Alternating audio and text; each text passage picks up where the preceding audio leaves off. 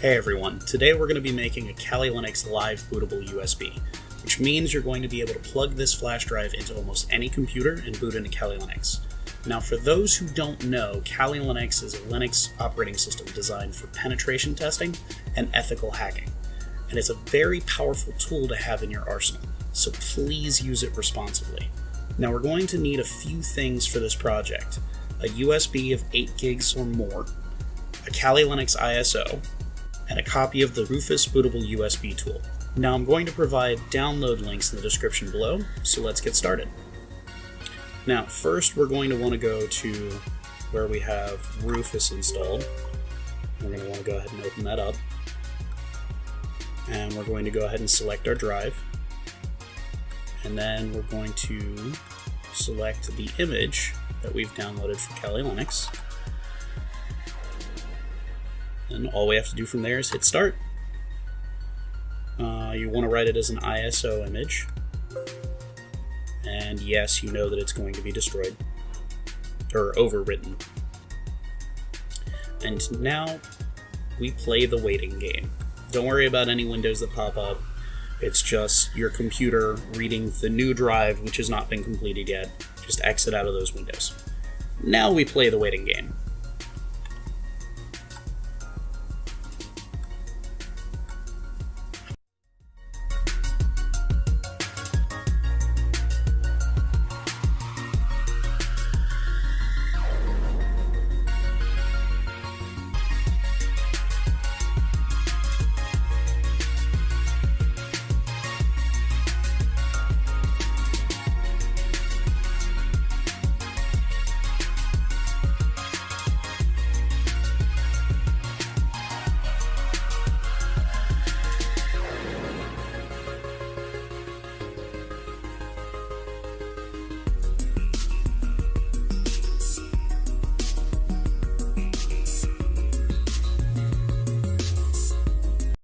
Seconds later.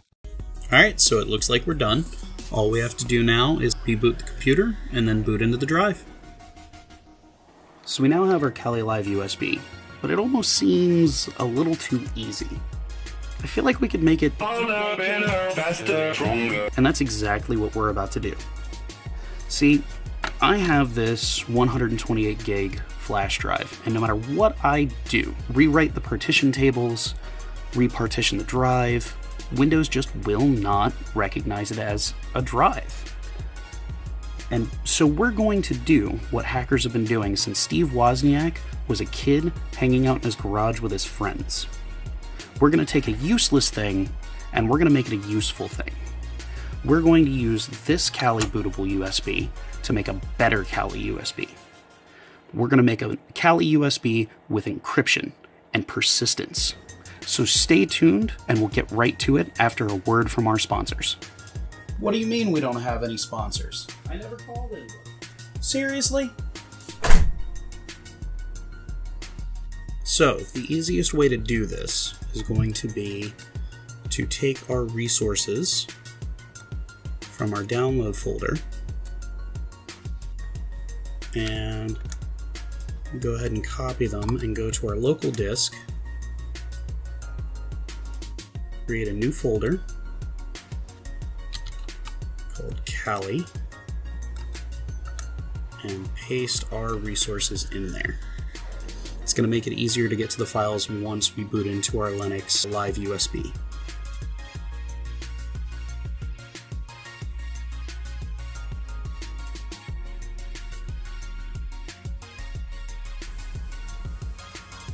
So the first thing we're going to want to do is go to our File Explorer, go to Other Locations, go to dev/sda4, which is our internal drive, and then go to the Kali folder that we made earlier. Now we're going to want to right-click and go to Open in Terminal.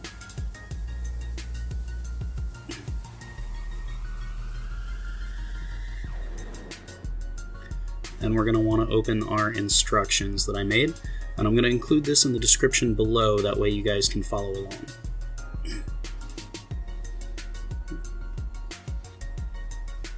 So we're going to want to type in gparted and hit enter. which is the default partition tool in Kali Linux. We're going to want to go to SDC and resize our partition to 6 gigs. And that's going to end up being where we store our ISO file to boot into. And we hit apply all operations.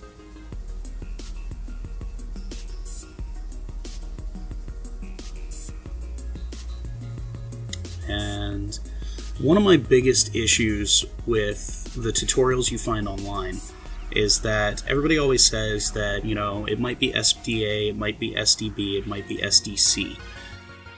Always, always, always, SDA is going to be your internal drive. Period. End of subject. They go, oh, well, you might overwrite your drive, and I'm not responsible for that. So SDA is your internal drive. SDB is whatever you plugged in second, and SDC is whatever you plugged in third. Always. Nobody ever really seems to address that as far as I can tell, and it's really confusing for a beginner first starting out. So next we're going to want to copy our dd command, which is going to write our Kali Linux ISO to that partition.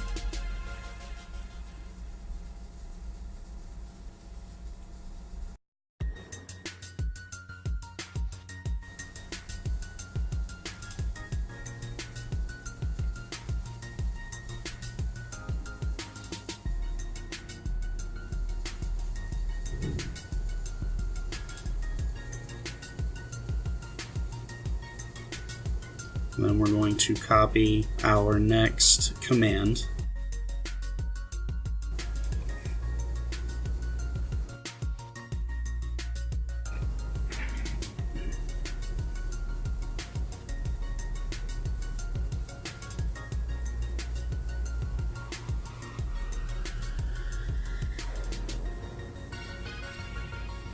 Twenty minutes later.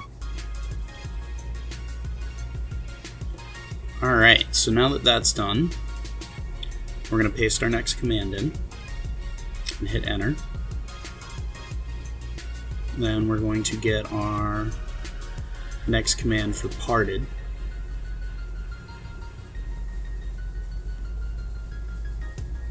And we're going to type in capital yes.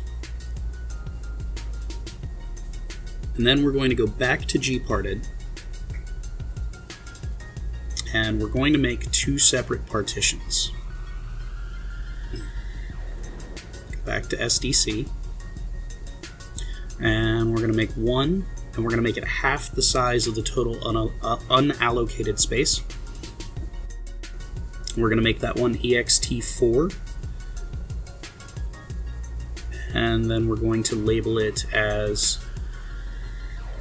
persistence.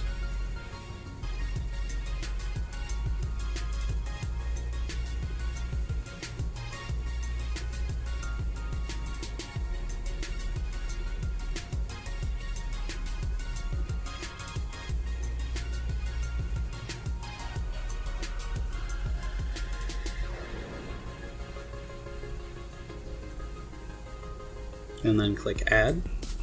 Then we're going to add another partition, and we're going to make that FAT32 and label it storage.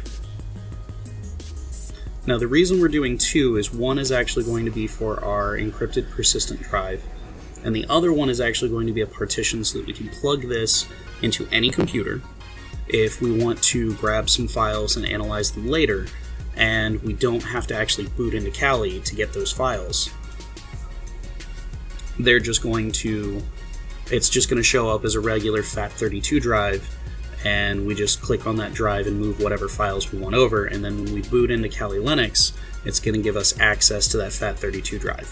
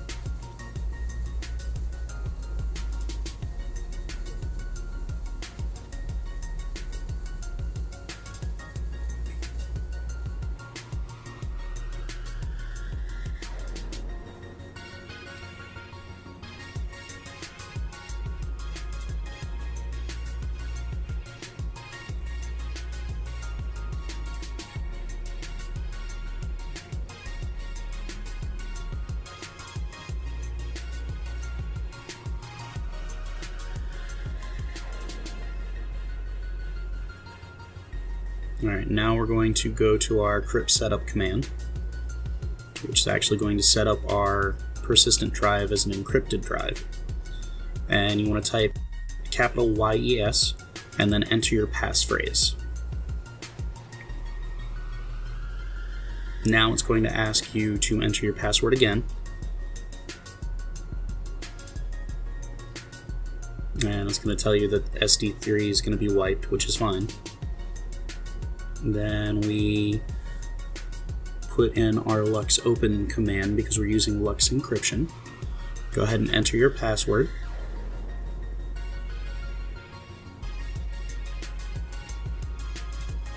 And then now it's open for us to actually create the persistence drive within the encrypted setup. Now, this actually took forever. It took about 20 to 30 minutes to finish. I sped it up to about a minute, but just be aware you're going to be doing this for at least an hour. The whole project, I mean, not this particular section.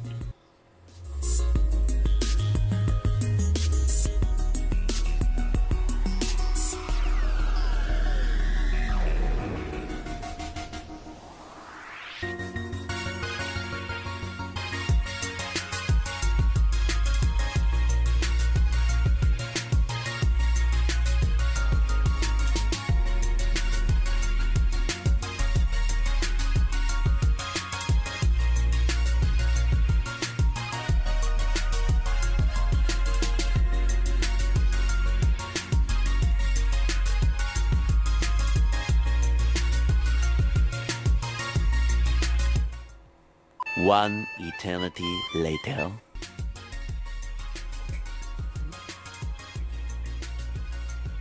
Now we put in our next command. And now we're going to make our directory section and our configuration file.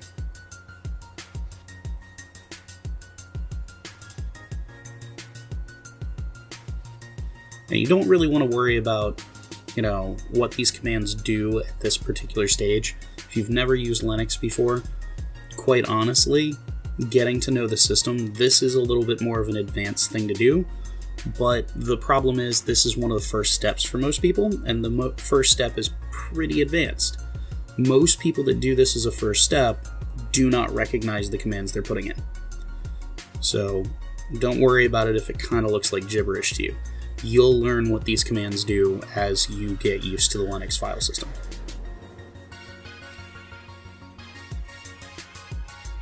And that's it. You're done. All you gotta do now is reboot your computer, boot into this flash drive, and then start setting up your user environment.